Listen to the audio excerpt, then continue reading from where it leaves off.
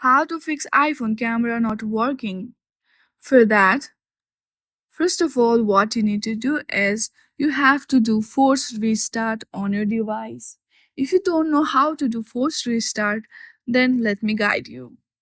To force restart, first of all, press the volume up button and then volume down button and keep pressing the side button and a black screen will be appear.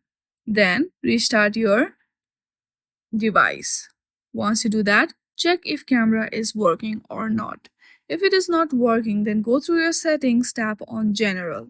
From there, if you scroll down there, you will see transfer or reset iPhone, tap on it and reset all of your settings. Once you reset all of your settings, your camera will be fixed. I hope you like this video. If you like this video, then please do not forget to like and subscribe to our channel. Thank you for watching.